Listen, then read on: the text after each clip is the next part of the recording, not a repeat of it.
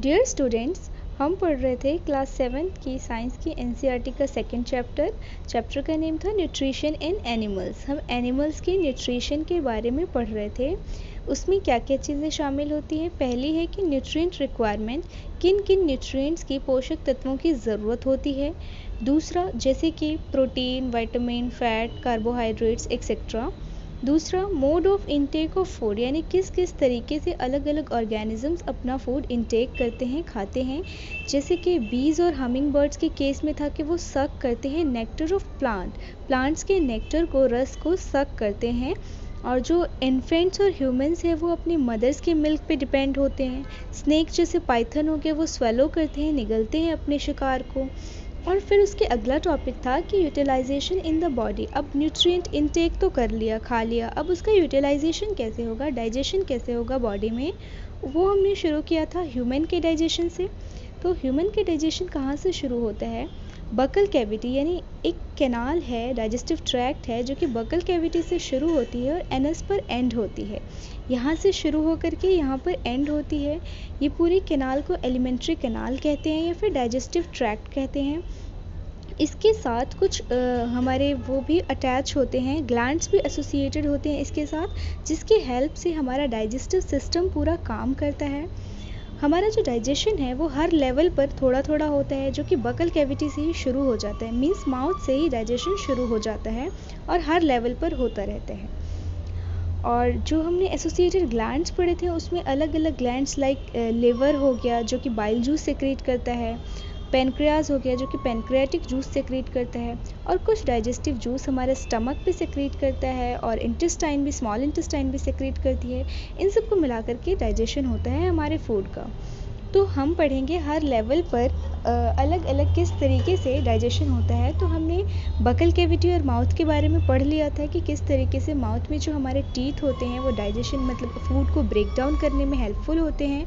उसके बाद जो माउथ में सलिवरी ग्लैंड होता है उसके ज़रिए जो सलाइवा सेक्रेट होता है, वो सलाइवा हमारे फूड में प्रेजेंट स्टार्च को सिंपलेस्ट फॉर्म शुगर में कन्वर्ट कर देता है। नेक्स्ट हमने पढ़ा था कि हमारा फूड माउथ से फिर किस तरीके से स्टमक में पहुंचता है एसोफेगस के थ्रू, जिसे हम फूड पाइप भी कहते हैं। जो हमारा ये एसोफेगस है, इसकी वॉल्स में जो मस्कुलर मूवमेंट होता है, इसकी वजह से हमारा फूड डाउनवर्ड पुश होता है। चाहे हम किसी भी डायरेक्शन में बैठे हों, लेटे हों या फिर सोए हों, हमारा फूड डाउनवर्ड ही जाता है। और फिर यही मूवमेंट हमारे पूरे एलिमेंट्री कैनाल में होता रहता है, जिसकी वजह से हमारा फूड डाउनवर्ड मूव करता रहता है। हमने अपने टंग के बारे में पढ़ा था, इसके टेस्ट के बारे में पढ़ा था। अब हम पढ़ेंगे स्टमक के बारे में। हमारे फूड पाइप के बाद हमारा स्टमक आता है। The stomach is a thick walled bag. Its shape is like a flattened J and it is the widest part of the alimentary canal. जो हमारा स्टमक है वो एक थिक वॉल्ड बैग है, यानी कि एक मोटी सी लेयर वाला एक झोली टाइप है। It shape like a flattened J, इसका शेप जे के जैसा है, एक चिपटे हुए जे के जैसा है। और it is the widest part of alimentary canal, हमारे पूरी एलिमेंट्री कैनाल जो माउथ से शुरू होकर एनस पे ख़त्म होता है उसका ये वाइडेस्ट पार्ट है, सबसे चौड़ा पार्ट है। It receives food from food pipe at one end and opens into the small intestine at the other. एक सिरे पर ये, एक किनारे पर ये फूड पाइप से अटैच होता है, फूड पाइप से फूड रिसीव करता है, और फिर उसके बाद दूसरे किनारे पे ये ओपन होता है, खुलता है स्मॉल इंटेस्टाइन में, जहाँ पे जो फूड का बचा हुआ डाइजेशन होता है। कुछ डाइजेशन तो स्टमक करता है, बाकी जो बचा हुआ डाइजेशन होता है वो स्मॉल इंटेस्टाइन में होता है। इसलिए जो फूड होता है उसको ट्रांसफ़र कर देता है हमारा स्टमक स्मॉल इंटेस्टाइन में। The inner lining of the stomach secretes mucus, hydrochloric acid and digestive juices. जो हमारे स्टमक की इनर लाइनिंग्स होती हैं, अंदरूनी जो लेयर्स और लाइनिंग्स होती हैं, वो सेक्रीट करती हैं क्या क्या? म्यूकस सेक्रेट करती हैं, हाइड्रोक्लोरिक एसिड सेक्रेट करती हैं, और कुछ डाइजेस्टिव जूसेस सेक्रेट करती हैं। म्यूकस एक सब्सटेंस जो सेमी सॉलिड और can say semi liquid type का होता है, just like cough, but it's not a cough, slippery substance होता है, वो हमारा स्टमक सेक्रेट करता है। और हाइड्रोक्लोरिक एसिड सेक्रेट करता है, जो हमारे खाने के साथ जो कुछ जर्म्स और बैक्टीरिया चले जाते हैं उसको किल करने का काम करता है, मारने का काम करता है। और कुछ डाइजेस्टिव जूसेस सेक्रेट करता है, जिसके थ्रू हमारा फूड डाइजेस्ट होता है। हाइड्रोक्लोरिक एसिड एक मीडियम तैयार करता है फूड्स को डाइजेस्ट करने के लिए। और म्यूकस का क्या काम होता है? म्यूकस हमारे स्टमक के लाइनिंग्स को हाइड्रोक्लोरिक एसिड के इफेक्ट से बचाता है। So the mucus protects the lining of the stomach. वही बात है, जो म्यूकस है वो हमारे स्टमक के लाइनिंग्स को बचाता है। हम जानते हैं एसिडिक थोड़ा हार्श इन नेचर होता है, जो कि नुकसान पहुंचा सकता है हमारे स्टमक की लाइनिंग को। सो acid kills the many bacteria that enter along with the food and makes the medium in the stomach acidic and helps the digestive juices to act। जो ये एसिड है, हाइड्रोक्लोरिक एसिड है, वो bacterias को किल करता है जो हमारे फूड के साथ एंटर कर जाते हैं, और एक ऐसा मीडियम तैयार करता है, एक एसिडिक मीडियम तैयार करता है जिसमें डाइजेस्टिव जो जूस है वो अपना अपना एक्शन सही तरीके से कर पाते हैं, फूड को डाइजेस्ट कर पाते हैं। और स्टमक की लाइनिंग्स को एसिड के इफेक्ट से बचाने के लिए म्यूकस है। The digestive juices break down the proteins into simpler substances. जो हमारे डाइजेस्टिव जूसेस होते हैं वो हमारे फूड में जो प्रेजेंट प्रोटीन्स होते हैं उसको सिंपलर सब्सटेंस में ब्रेक कर देते हैं। हमने पढ़ा था कि हम जो खाते हैं कोई भी चीज़, उसमें जितने भी न्यूट्रिएंट कंपोनेंट्स होते हैं वो कॉम्प्लेक्स फॉर्म में होते हैं। हम एज अ कॉम्प्लेक्स फॉर्म, हमारी बॉडी उसको नहीं एक्सेप्ट करती, तो उसको सिंपलर सब्सटेंस में कन्वर्ट करना होता है। तो यही काम डाइजेस्टिव जूस का होता है कि हमारे प्रोटीन को सिंपलर सब्सटेंस में कन्वर्ट कर देता है। अब हम पढ़ेंगे स्मॉल इंटेस्टाइन के बारे में। द स्मॉल इंटेस्टाइन, जो हमारी छोटी आंत होती है। The small intestine is highly coiled and is about 7.5 metres long. जो हमारी स्मॉल इंटेस्टाइन होती है बहुत ही ज़्यादा कॉइल्ड होती है, बहुत ही ज़्यादा गुच्छेदार होती है, और इसकी लेंथ 7.5 मीटर होती है। हम स्मॉल इंटेस्टाइन को देख लेते हैं ऊपर दिए डायग्राम में। ये रही स्मॉल इंटेस्टाइन, बहुत ही कॉइल्ड होती है, बहुत ही गुच्छेदार होती है, और इसकी लेंथ ये इतनी कॉइल्ड होती है, इसलिए इतनी छोटी जगह में ये इतनी लंबी एग्जिस्ट कर पाती है। 7.5 मीटर लंबी होती है ये। It receives secretions from the liver and pancreas, besides its walls also secrete juices. ये जो स्मॉल इंटेस्टाइन है ये हमने पढ़ा था, जो हमारे लिवर है जो बाइल जूस सेक्रेट करता है, और जो पेनक्रियाज है, ये सारे जो ग्लैंड्स हैं ये अपना सेक्रेशन स्मॉल इंटेस्टाइन में भेजते हैं, और स्मॉल इंटेस्टाइन खुद भी कुछ डाइजेस्टिव जूसेस सेक्रेट करती है, जिससे जो हमारा बचा हुआ डाइजेशन होता है वो स्मॉल इंटेस्टाइन में होता है। लिवर, अब हम लिवर के बारे में पढ़ेंगे। Liver is a reddish brown gland situated in the upper part of the abdomen on the right side.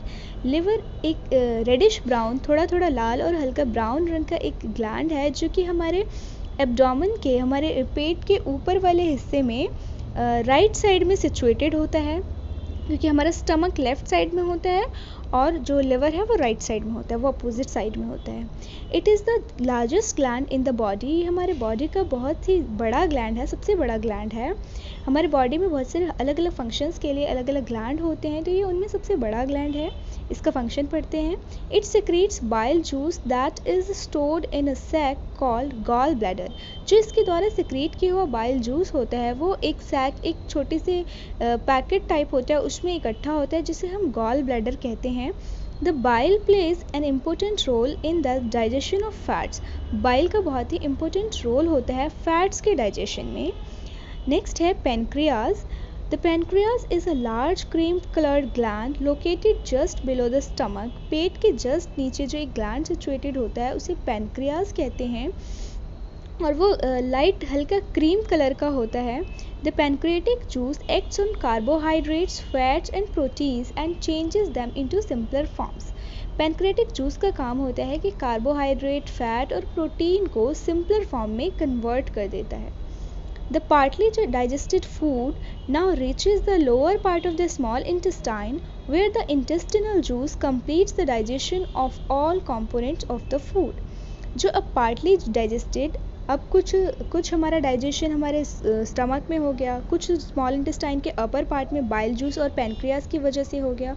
अब जो बचा कुछ डाइजेशन है वो स्मॉल इंटेस्टाइन के ही लोअर पार्ट में होगा, जहाँ पे स्मॉल इंटेस्टाइन इंटेस्टिनल जूस अपना एक डाइजेस्टिव जूस सेक्रेट करती है, तो डाइजेशन का प्रोसेस वहाँ पे कंप्लीट होगा। Juice complete is the digestion of all components of food. Food के जितने भी कंपोनेंट्स का बचा हुआ डाइजेशन होता है वो कंप्लीट हो जाता है lower part of the intestine में। स्मॉल इंटेस्टाइन के लोअर पार्ट में। The carbohydrates get broken into simple sugar such as glucose, fats into fatty acids and glycerol and proteins into amino acid. जो हमारा carbohydrate है वो simple form में broke करके क्या बनता है, ग्लूकोज बनता है, फैटी एसिड या एंड फिर ग्लिसरॉल बनता है, और प्रोटीन अमीनो एसिड की फॉर्म में आ जाता है। क्योंकि हम जानते हैं कि जब भी कभी हमें इंस्टेंट एनर्जी की ज़रूरत पड़ती है तो हम ग्लूकोज लेते हैं, ग्लूकोज चढ़ता है, या फिर कई बार हम ग्लूकॉन डी पीते हैं। वो इसलिए क्योंकि हमारी बॉडी जो एनर्जी लेती है वो ग्लूकोज की फॉर्म में लेती है। तो जो हम खाते हैं वो हमारा ब्रोक होकर के ग्लूकोज की फॉर्म में ही आता है, तभी हमें एनर्जी मिलती है। तो ये एक लॉन्ग प्रोसेस है। अगर किसी को जल्दी में एनर्जी चाहिए होती है तो उसे ग्लूकोज चढ़ता है या फिर ग्लूकॉन डी लेते हैं। अब हम इन ग्लैंड्स को एक बार देख लेते हैं डायग्राम में। ये देखो, ये लिवर है, ये हमारे एब्डोमेन के राइट साइड में प्रेजेंट है, रेडिश ब्राउन इन कलर है, बाइल जूस सेक्रेट करता है, और ये जो इसका सेक्रेट किया हुआ जूस इस वाले सैक में, इस वाले छोटे से राउंड शेप पैकेट में इकट्ठा होता है, जिसे गॉल ब्लैडर कहते हैं। और ये हमारा पेनक्रियास है जो हल्का क्रीम कलर का होता है, हमारे स्टमक के नीचे है। इन दोनों का सेक्रेशन जो है, इसका और इसका सेक्रेशन, ये पाइप दिख रही है, ये हमारे स्मॉल इंटेस्टाइन में आता है। तो स्मॉल इंटेस्टाइन में बाइल का और पैनक्रेटिक जूस का दोनों का एक्शन होता है। थोड़ा डाइजेशन अपर पार्ट में हो जाता है, बाकी लोअर पार्ट में इंटेस्टिनल जूस से बचा हुआ डाइजेशन होता है। उसके बाद हमारा जो फूड होता है वो लार्ज इंटेस्टाइन में जाता है। स्मॉल इंटेस्टाइन हमने पढ़ लिया। अब हम पहले इसको पढ़ लेते हैं। The working of the stomach was discovered by a strange incident. जो स्टमक में जैसे जैसे फंक्शनिंग होता है, वर्किंग होता है, ये कैसे पता चला इंसान को, साइंटिस्ट को कैसे पता चला? ये एक इंसिडेंट, एक घटना हुई जिसके बाद पता चला। In 1822, a man named Alexis St. Martin was badly hit by a shot of gun. एक इंसान एलेक्सिस सेंट मार्टिन नाम का था, उसको गन से बहुत ही ज़्यादा हिट हुआ। The bullet had seriously damage the chest wall and made a hole in his stomach. जो बुलेट थी, जो गोली थी, उसको बहुत ज़्यादा, उसकी चेस्ट को बहुत ज़्यादा डैमेज किया और एक होल, छेद कर दिया उसके स्टमक में। He was brought to an American army doctor William Beaumont. उसको एक अमेरिकन डॉक्टर के पास लाया गया जिसका नाम था विलियम ब्योमॉन्ट। ऑब्वियसली ये कोई आर्मी पर्सन रहा होगा जब भी इसको एक या तो बुलेट लगी और फिर से आर्मी डॉक्टर के पास ही लाया गया। The doctor save the patient but he could not close the hole properly and left it bandage. Doctor ने पेशेंट को तो सेव कर लिया, बचा लिया, लेकिन उस होल को प्रॉपर तरीके से क्लोज नहीं कर पाया, उस पर एक बैंडेज लगा करके छोड़ दिया, एक ढक्कन कवर की तरह। Beaumont took it as a great opportunity to see the inside of the stomach through the hole. Beaumont के लिए, उस डॉक्टर के लिए एक बहुत बड़ा अपॉर्चुनिटी मिला, एक बॉडी मिल गई उसको रिसर्च करने के लिए, और वो उस होल से स्टमक के फंक्शन को, स्टमक किस तरीके से काम करता है, वो वहीं से झांक झांक के देखता था। He made some wonderful observation, और वहीं से उसने कुछ ऑब्जर्वेशंस की। Beaumont found that the stomach was churning food.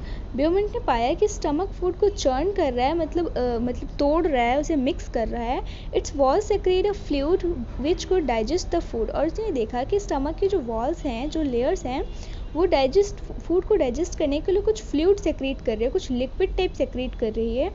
He also observed that the end of the stomach opens into the intestine only after the digestion of food inside the stomach is completed. उसने ये भी observe किया कि stomach का जो एक and है, एक किनारा है, वो स्मॉल इंटेस्टाइन में ओपन होता है, और जो हमारा फूड है वो तभी स्मॉल इंटेस्टाइन में जाता है जब स्टमक में जितना डाइजेशन होना होता है वो कंप्लीट हो जाता है, उसका प्रोसेस स्टमक का कंप्लीट हो जाता है, उसके बाद फूड स्मॉल इंटेस्टाइन में चला जाता है। तो इसी इंसिडेंट के बाद कुछ कुछ पता चला स्टमक में किस तरीके से फूड डाइजेशन होता है, उसके फंक्शन के बारे में साइंटिस्ट को। Absorption in the small intestine. अब फूड हमारा स्मॉल इंटेस्टाइन में किस तरीके से एब्जॉर्ब होता है, हमारी बॉडी किस तरीके से उसे एब्जॉर्ब करती है, लेती है। The digested food can now pass into the blood vessels in the wall of the intestine. This process is called absorption. जो हमारा digested food होता है वो blood vessels में पास हो जाता है स्मॉल इंटेस्टाइन की वॉल से। This process is called absorption, और इसको एब्जॉर्प्शन कहते हैं। जनरली समझते हैं एब्जॉर्प्शन क्या होता है, किसी भी चीज़ को एब्जॉर्ब करना, सक करना। जब हमारा फूड डाइजेस्ट हो चुका है तो बॉडी को तो उसकी ज़रूरत है, बॉडी उसको एब्जॉर्ब करेगी थ्रू द ब्लड वेजल्स के ज़रिए। The inner walls of the small intestine have thousands of fingers like outgrowths. These are called villi. जो हमारे स्मॉल इंटेस्टाइन की जो अंदर वाली लेयर है, इंटरनल पार्ट है, उसमें हज़ारों आउटग्रोथ्स हैं, फिंगर लाइक स्ट्रक्चर, इस तरीके का स्ट्रक्चर है उसके अंदर वाली वॉल्स में पूरे में, जिसे हम विली कहते हैं। अगर वो एक है तो उसे विलस कहेंगे। Can you guess what the role of villi could be in the intestine? क्या तुम गेस कर सकते हो कि इंटेस्टाइन में विली का क्या रोल होता है, क्या फंक्शन होता है? The villi increase the surface area of for absorption of the digested food. हम जानते हैं कि हमारे फूड का एब्जॉर्प्शन स्मॉल इंटेस्टाइन में होता है। तो स्मॉल इंटेस्टाइन जितनी बड़ी होगी, जितना उसका लार्ज सरफेस और एरिया होगा, उतना ज़्यादा एब्जॉर्प्शन होगा, उतना जल्दी एब्जॉर्प्शन होगा। तो स्मॉल इंटेस्टाइन तो वैसे ही लंबी है 7.5 मीटर, बट और भी लंबा उसका होना चाहिए ज़्यादा से ज़्यादा एब्जॉर्प्शन के लिए। तो कोई भी चीज़ कॉमन अंडरस्टैंडिंग है, अगर जिगजैग होगी तो वो लार्जर सरफेस एरिया यानी वो लंबा एरिया कवर करेगी। तो स्मॉल इंटेस्टाइन के एरिया को बढ़ाने के लिए कुदरत ने उसमें विलीज का स्ट्रक्चर बना दिया, जिसकी वजह से उसका एरिया, फूड को जो एब्जॉर्ब करने का एरिया होगा वो बढ़ जाएगा। तो विली का यही काम है। Each villus has a network of thin small blood vessels close to its surface. हर एक विलस के पास, उसके सराउंडिंग में एक नेटवर्क होता है, एक ब्लड वेजल्स का एक नेटवर्क होता है उसकी सरफेस के पास, जिससे कि फूड जो न्यूट्रिएंट्स हैं वो ब्लड्स में चले जाते हैं। The surface of the villi absorbs the digested food material, और जो वो सरफेस है, वही ब्लड नेटवर्क वाला जो सरफेस है, वो डाइजेस्टेड फूड मटेरियल को एब्जॉर्ब कर लेता है और इससे फिर पूरे बॉडी में ट्रांसफ़र हो जाते हैं। The absorbed substance are transported via blood vessels to different organs of the body, where they are used to build complex substances such as proteins required by body. This is called assimilation.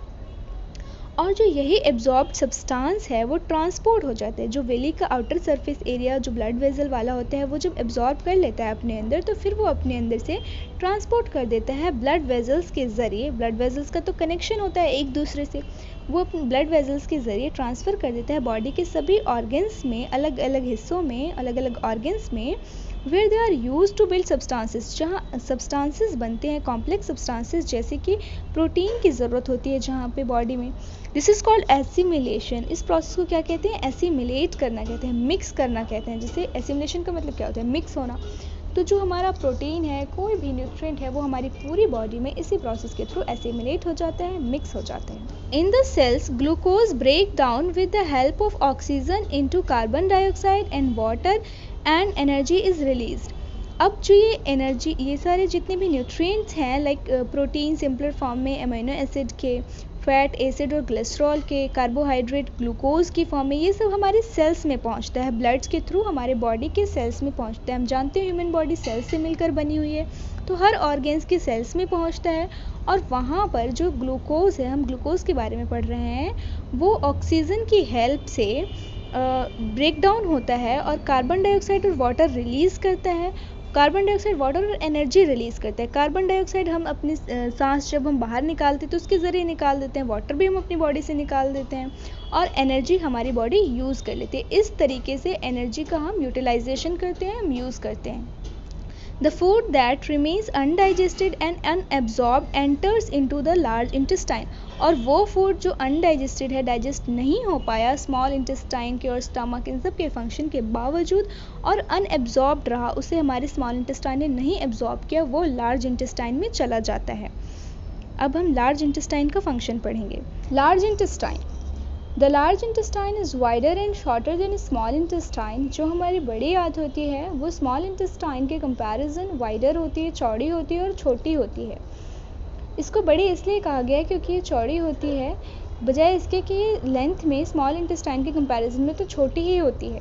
It is about 1.5 metre in length. इसकी length लगभग 1.5 metre होती है। इसका function important है। इसका function ये है कि जो अनडाइजेस्टेड फूड है उसमें जो भी थोड़ा भी कुछ बचा कुछ वाटर और कुछ सॉल्ट है जो हमारे बॉडी के लिए यूज़फुल है, उसको एब्जॉर्ब करना इसका मेन फंक्शन है, क्योंकि इसमें ज़्यादा कुछ डाइजेशन नहीं होता है। क्योंकि जो डाइजेशन होना होता है वो स्टमक में हो जाता है और जो बचा हुआ होता है वो स्मॉल इंटेस्टाइन के कुछ अपर पार्ट में और कुछ लोअर पार्ट में होकर प्रोसेस कंप्लीट हो जाता है। The remaining waste passes into the rectum and remains there as semi solid feces. जो बचा हुआ वेस्ट होता है वो रेक्टम में आ जाता है, एनस के ऊपर वाले पार्ट में आ जाता है और एक सेमी सॉलिड फीसिस के फॉर्म में हमारे बॉडी से निकल जाता है पॉटी की फॉर्म में। The faecal matter is remove through the anus from time to time, this is called egestion. और जो ये फीसल मैटर है वो समय समय पर हमारी बॉडी से निकलता है और इस प्रोसेस को इजेशन कहते हैं। हमने पढ़ा था मुंह में इनटेक करने के फूड को, जो हम खाने के प्रोसेस है उसको इंजेशन कहते हैं, जब हम बॉडी से उसे एक्सक्रीट करते हैं तो उसे इजेशन कहते हैं। Diarrhoea, sometimes you may have experienced the need to pass watery stool frequently। कभी कभी ऐसा होता है कि वाटरी स्टूल यानी जो पॉटी होती है वो बहुत ही लिक्विडी फॉर्म में बार बार होती है। इस कंडीशन को डायरिक कंडीशन कहते हैं या फिर डायरिया कहते हैं। It may be caused by an infection, food poisoning और इंडाइजेशन। इसके कारण हो सकते हैं या तो इन्फेक्शन है या फिर फूड पॉइजनिंग है, कुछ पॉइजनिंग हो गया है फूड में, या फिर इंडाइजेशन हुआ है, मीन्स जो हमने खाया है वो हमें डाइजेस्ट नहीं हुआ है। It is very common in India particularly among children. ये बीमारी इंडिया में बहुत ही कॉमन है, मेनली चिल्ड्रंस में। Under severe conditions it can be फटल। जब ये कंडीशन बहुत ही सीवियर हो जाती है, कई बार तो नॉर्मल रहती है लेकिन ये कंडीशंस इतनी हद तक सीरियस जा सकती है कि जानलेवा भी हो सकती है, फटाल भी हो सकती है।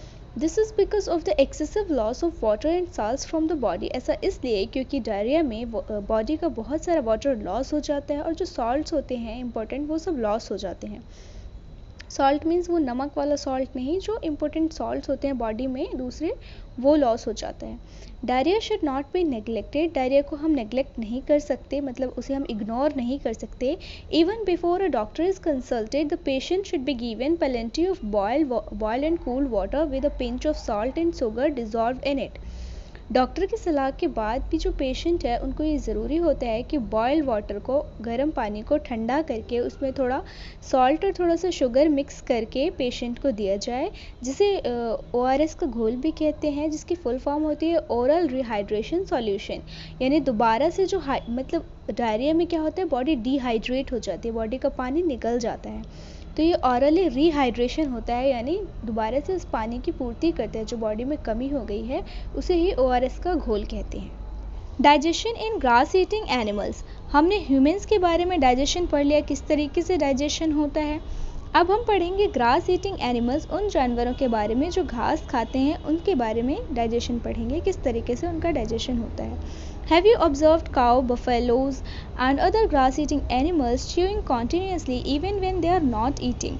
क्या तुमने कभी नोटिस किया है कि काव या फिर बफेलो जो होती हैं या फिर कोई दूसरे जानवर जो घास खाते हैं, जैसे कि बकरी हो गई, वो जब नहीं भी खा रही होती तब भी कॉन्टीन्यूसली अपना मुंह चलाती रहती है और ऐसा लगता है कि वो कुछ चबा रही हैं, इवन कि वो उस टाइम कुछ नहीं खा रही होती हैं।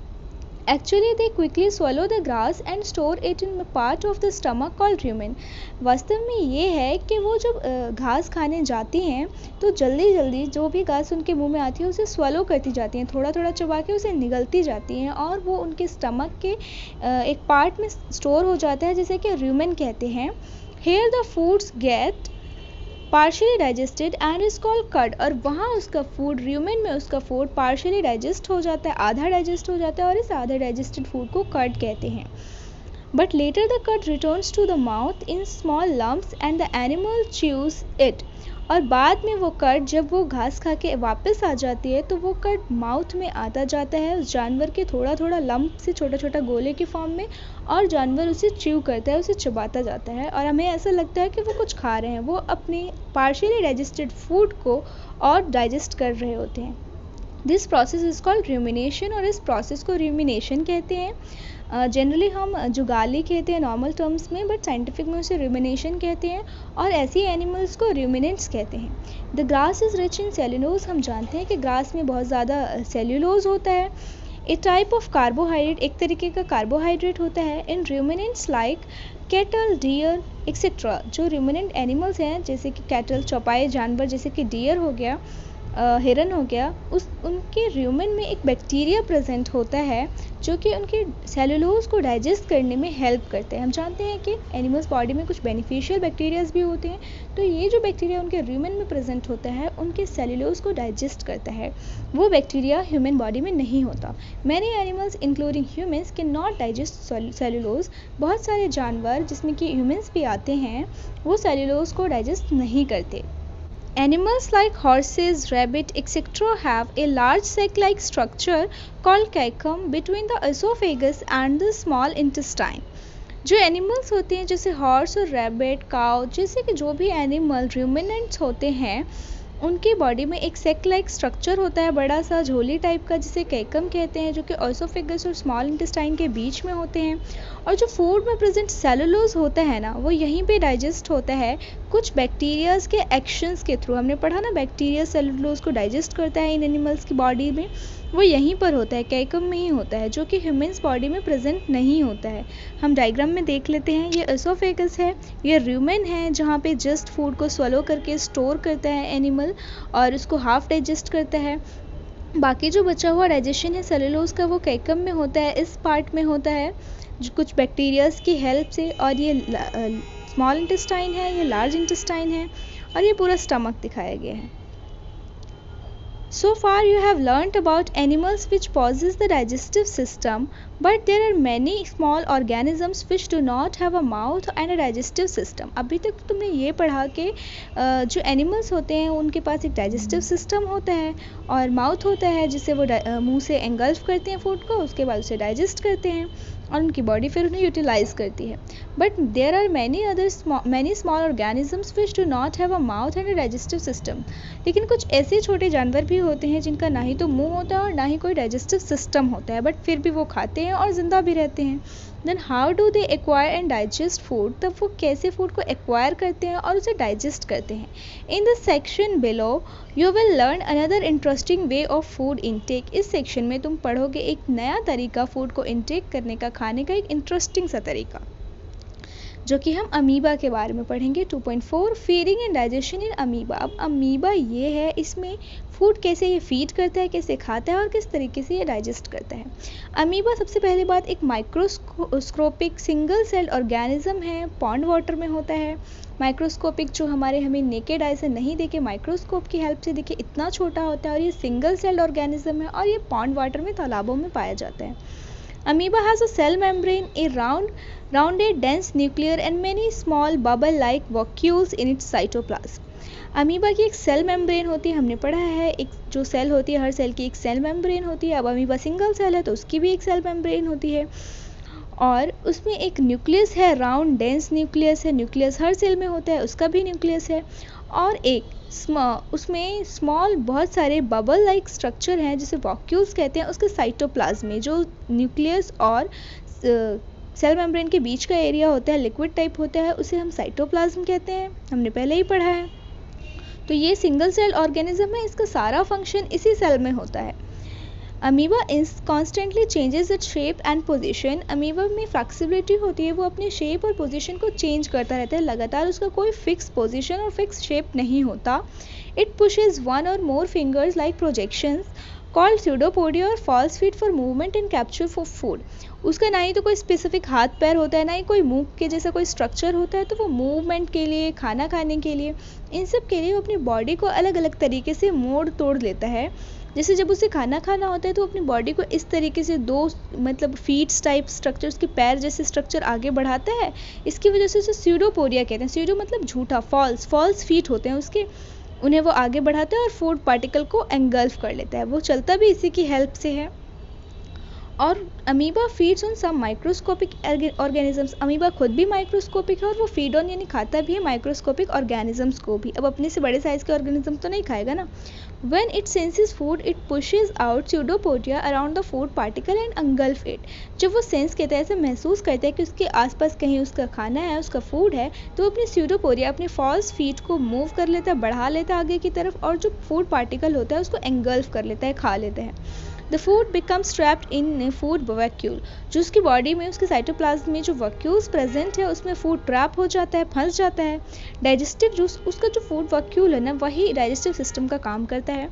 The digestive juices are secreted into the food vacuole. उसके फूड वैक्यूल में डाइजेस्टिव जूसेस सेक्रीट होते हैं। They act on the food and break it down into simpler substances. उसके फूड पे भी डाइजेस्टिव जूस एक्ट करता है और उसको सिंपलर सब्सटेंस में कन्वर्ट कर देता है, क्योंकि हम जानते हैं सिंपलर सब्सटेंस में भी किसी भी ऑर्गेनिज्म की बॉडी फूड को एब्जॉर्ब करती है। Gradually the digested food is absorb, और धीरे धीरे जो डाइजेस्टेड फूड होता है वो एब्जॉर्ब कर लेती है उसकी body. The absorbed substances are used for growth, maintenance and multiplication. जो एब्जॉर्ब्ड सब्सटेंस है, न्यूट्रिशन है, वो उसकी ग्रोथ के लिए ज़रूरी होता है, उसकी मेंटेनेंस के लिए, उसके ज़िंदा रहने के लिए, और उसके मल्टीप्लिकेशन के लिए यानी अपनी संख्या बढ़ाने के लिए, रिप्रोडक्शन के लिए। The undigested residue of the food is expelled out by the vacuole. और जो अनडाइजेस्टेड रेजिड्यू है ह्यूमन बॉडी की तरह ही वो अपनी बॉडी से एक्सपेल कर देता है, निकाल देता है वैक्यूल की ही मदद से। The basic process of digestion of food and release of energy is the same in all animals. जो एक बेसिक प्रोसेस होता है डाइजेशन का और एनर्जी रिलीज का, वो सभी ऑर्गेनिज्म में सेम होता है, चाहे वो सिंगल सेलुलर हो या फिर मल्टी सेलुलर हो। In a later chapter you will learn about the transport of food absorbed by intestine in the various parts of the body। यहाँ तो हमने बस इतना पढ़ा था कि वेरियस पार्ट्स ऑफ बॉडी में फूड एब्जॉर्ब हो जाता है इंटेस्टाइन में, जो वेलीज लाइक उसके जो आसपास ब्लड वेजल्स होते हैं उसके थ्रू। अब हम पढ़ेंगे अगले चैप्टर्स में, आने वाले चैप्टर्स में, कि जो later chapter you will read about transport food. जो फूड एब्जॉर्ब किया हुआ फूड है इंटेस्टाइन के द्वारा, वो बॉडी के अलग अलग पार्ट्स में, अलग अलग ऑर्गन्स में कैसे ट्रांसपोर्ट होता है और कैसे एब्जॉर्ब होता है। अमीबा का स्ट्रक्चर एक बार देख लेते हैं। ये न्यूक्लियस है अमीबा का। ये जो बाहर निकले हुआ टाइप स्ट्रक्चर दिख रहा है, एक पैर की तरह उसने आगे बढ़ा लिया है, ये स्यूडोपोडियम है यानी उसके फॉल्स फीट्स हैं। और ये फूड पार्टिकल है जो उसने वैक्यूल्स के जरिए एंगल्फ कर लिया है, ये इसके फूड वैक्यूल्स हैं जिसमें उसका डाइजेशन होता है, सिंपलर सब्सटेंस में उसका फूड ब्रेक होता है। जब उसे यूटिलाइज कर लेता है तो वो उसे एडजस्ट कर देता है, बॉडी से बाहर निकाल देता है। हमने पढ़ा है एडजस्शन का मतलब बॉडी से बाहर निकालना होता है। तो अब हमारा चैप्टर यहाँ पे कंप्लीट होता है। तब तक के लिए bye bye and take care. मिलते हैं नेक्स्ट चैप्टर में।